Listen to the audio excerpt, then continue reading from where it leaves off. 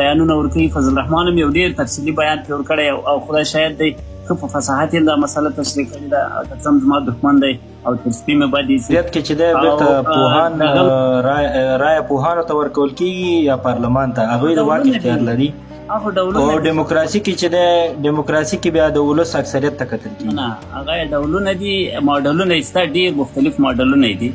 بیا موږ تاسې خپل ته اسلامي موږ تاسې خپل ته اسلامي نو که دغه ستاسې تعریف راواخلو کلام صاحب، د ډیموکراسي او جمهوریت ترمنځ کې تاسو چې فرق شتون نه لري، هغه ګورئ هغه یو هغه بحث دی، هغه بحث نه زه د ډول د نظام په باره کې راته وویل. صحیح ده. ډیټیلز د ماډلونه د جمهوري یا د ډیموکراتیکو نظامونو تفاوت لري. چېرته یو ماډل وي، چېرته بل ماډل وي. سوشلستان چین هم ځان ته جمهوریت وایي.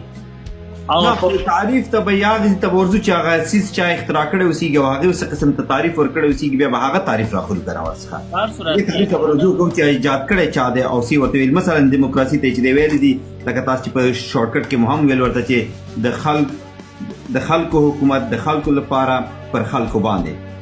جمهوریت هم جمهور هم خلکو ته وایي. او که چېرته جمهوریت ته همدا تعریف ورکړو موږ او تاسې، جمهوریت ته همدا تعریف ورکړو، خو دلته خو موږ او تاسې بیا راواخیستله واحد ته چې دی ترجیح ورنه کړله، واحد چې دی له منځه ویوړله. پکې صرف د انسان فکر ته چې دی ترجیح ورکړله، د انسان حکومت د انسان لپاره.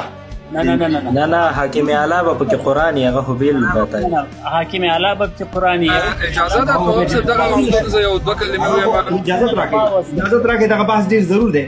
قرار صاحب محترم، بیا خو هغه دیموکراسي نه شوله، ځکه دیموکراسي خو د خلکو حکومت دی، پر خلکو باندې د خلکو لپاره دی. نه نه نه د هر شي خپل سکوپ معلوم ده. د دین په دینی چارو کې هغه چارې چې دین بیان کړي دي، په هغو کې دین ته مرجعیت او نو په غربي دیموکراسۍ کې دا دوستان دا شیشې ښکته پورته کوئ، ما سره دا چې شروع کړی دی، هیله کوم بس پرېږدئ، په یو حال باندې پرېږدئ، دا مه کوئ، دا غلط دی. ګورئ مهرباني هغه چارو کې چې هغه د خلکو پورې مربوط دي، په هغو چارو کې چې اجتهاد په هغې کې خلکو ته پرېښودل سوی دی، په هغو چارو کې خلک فیصله کولی شي. بهترین شکل یې دا ده چې خلک فیصله پکې وکړي.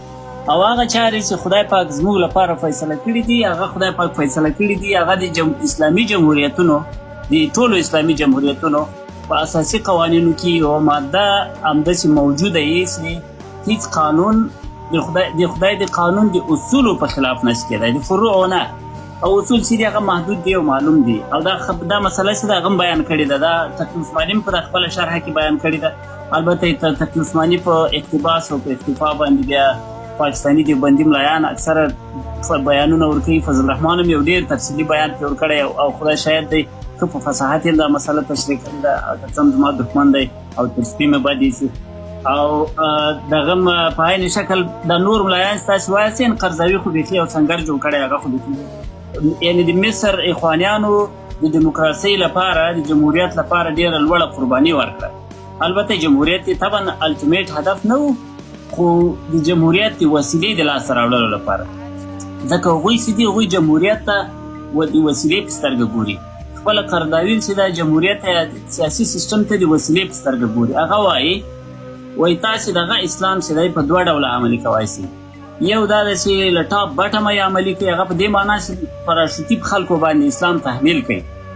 یو دا ده چې تاسو په خلکو کې شعور زیات کوئ، په خلکو کې دعوت ورکوئ، خلکو ته قناعت ورکوئ، خلکو ته دیني اویرنس رامنځته کوي او خلک په خپله ځان ته اسلامي قوانین تصویب کړي.